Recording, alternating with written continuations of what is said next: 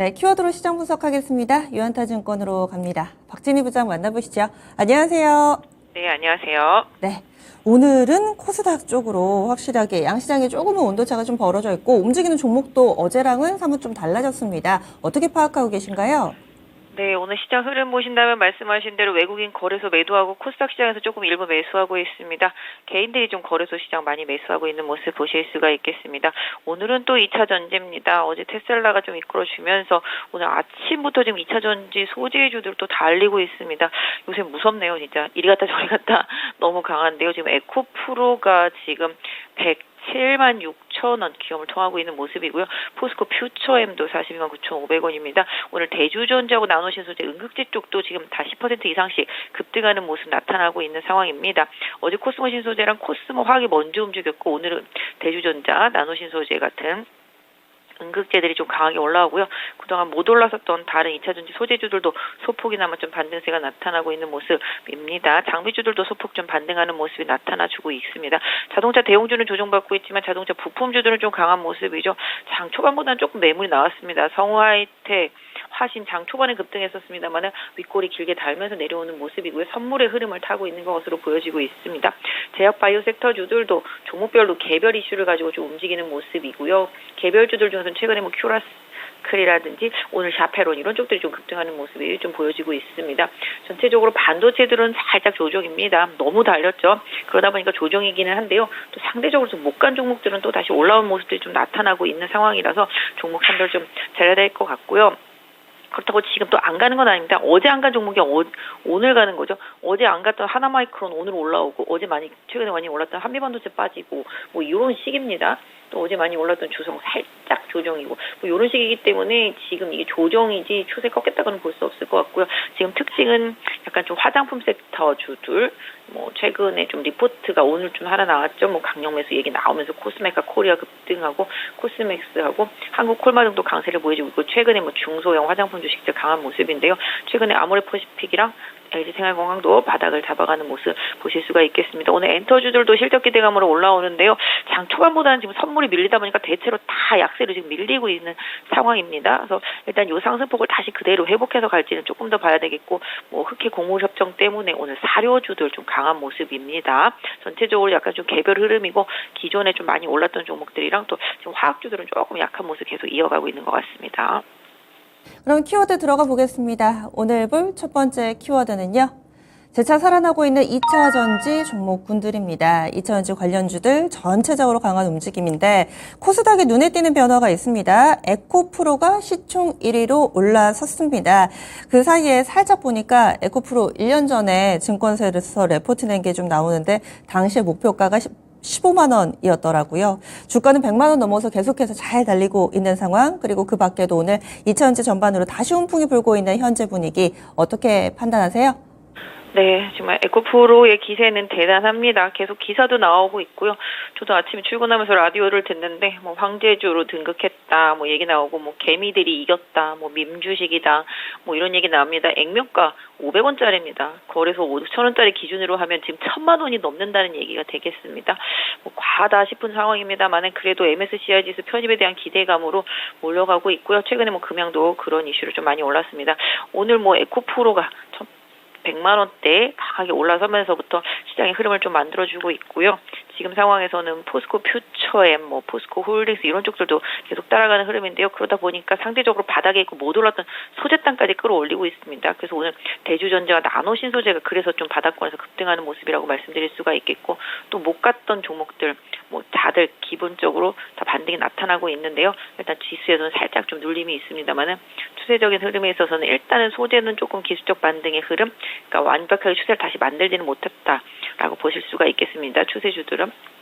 2차 전지 소재주들은 그렇게 보시면 좋겠습니다. 그래서 2차 전지에서 에코프로와 포스코 퓨처엠 뭐 요 두 종목이 앞으로 어떤 방향성을 잡아주느냐에 따라서 하부권에 있는 다른 소재주들의 움직임도 만들어줄 거라고 생각하는데요. 최근에 흐름상으로는 코스모 화학이랑 코스모 신소재 요거 두 개는 추세가 계속 잘 유지되고 있다라는 점을 좀 염두에 두실 필요가 있겠고 오늘 또 전기차 관련주들도 아까 말씀드린 대로 자동차 부품주들 초반에 좀 강했었습니다만 이내 좀 매물이 나오면서 밀리고 있는 상황이라는 점 좀 염두에 두시면서 시장 보셨습니다. 있었으면 좋겠고, 오히려 뭐 자율주행 칩 이런 쪽들이 어제 좀 강했죠. 이 칩류들도 지금 추세 좋습니다. 일단 추세는 유지되고 있는 상태 속에서 좀 지수에 눌렸다라는 점, 요 점만 조금 염두에 두시면 좋겠네요. 네, 2차전지 전기차 전체적으로 봤고요. 다음은 두 번째 키워드 넘어가겠습니다.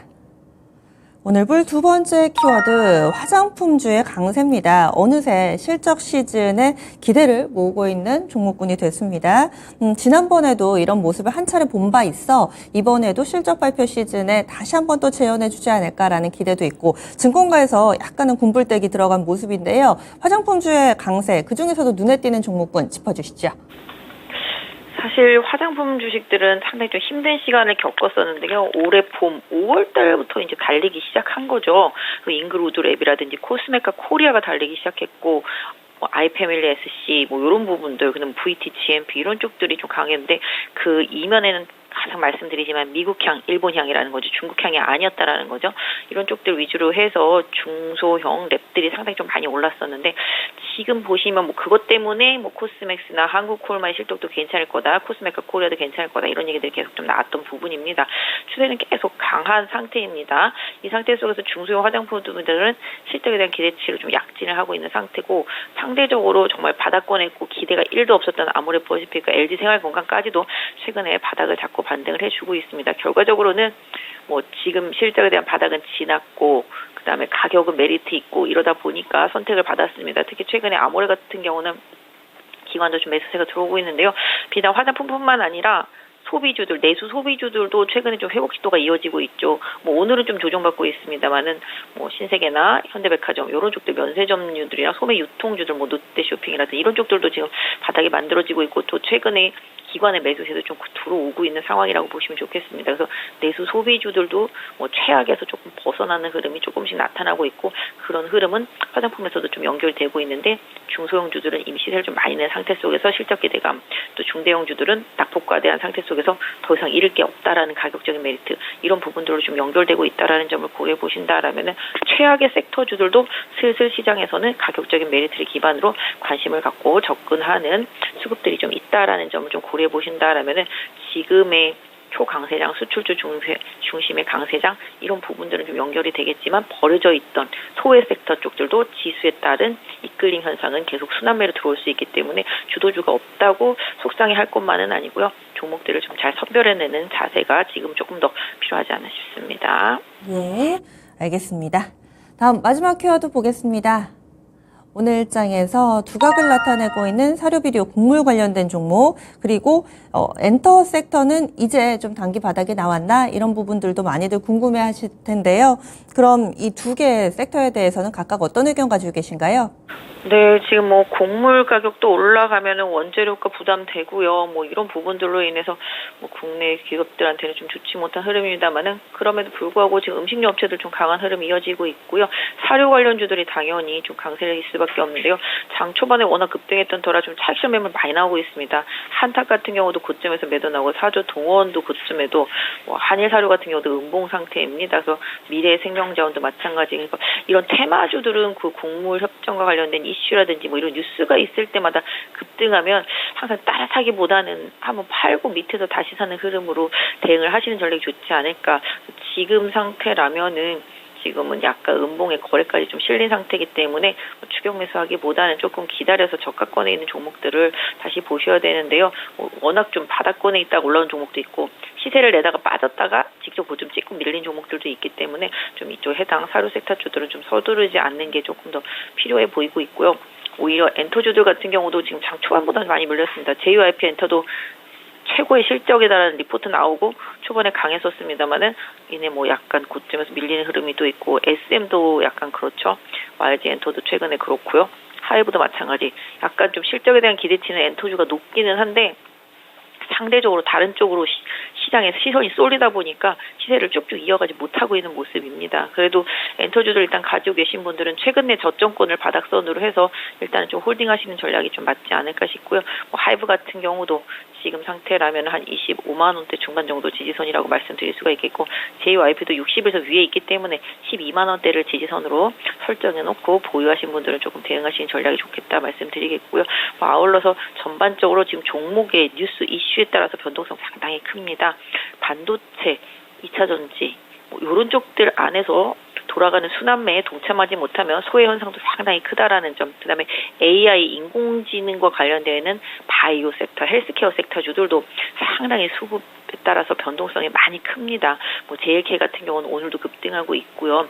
최근에 AI 인공지능 활용한 의료, 바이오, 헬스케어 이런 쪽들의 흐름도 계속 좀 이어지고 있기 때문에 기존에 강했던 종목들이 쉴 때 사는 전략, 그다음에 그 순환매를 잘 활용하는 전략으로 좀 단기적으로 대응하시고요. 다만 이제 실적 발표 일정에 따른 좀 약간 주가가 너무 많이 올랐다 싶은 종목들은 슬슬 브레이크를 밟을 준비 이런 부분들도 좀 하시면서 좀 시장 대응하시는 전략이 좋겠습니다.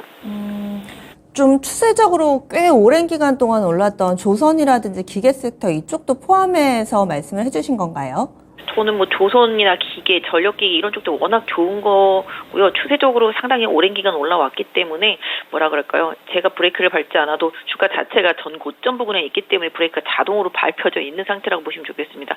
해당 기업들 실적 발표 일정 이후에 다시 추세가 조금 만들어질지는 봐야 되겠습니다만은 주가 자체가 워낙 많이 장기간 올랐기 때문에 약간 피로도는 조금 누적되어 있다라고 말씀드릴 수가 있겠습니다. 최근에 외국인 쪽으로는 매수세가 좀 들어오지만 기관 쪽에서는 계속 좀 차익 실현 매물들이 좀 나오고 있다라는 점도 일정 부분 염두에 두시고요. 아까 말씀드린 대로 기계, 조선, 그렇죠? 기계, 조선, 전력기기 이쪽들은 실적이라든지 뭐 그다음에 해외 모멘텀, 수준 모멘텀 이런 걸로 강하게 올라왔잖아요. 방산도 마찬가지고. 근데 최근 들어서 좀 차익 실현 매물들과 함께 약간 주춤해지는 현상들이 좀 나타나고 있습니다.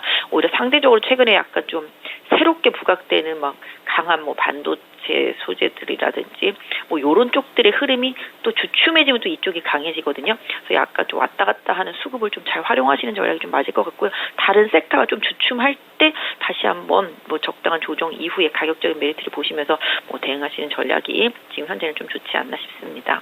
예, 알겠습니다. 자세한 말씀 고맙습니다. 네, 감사합니다. 네, 유한타증권 박진희 부장이었습니다.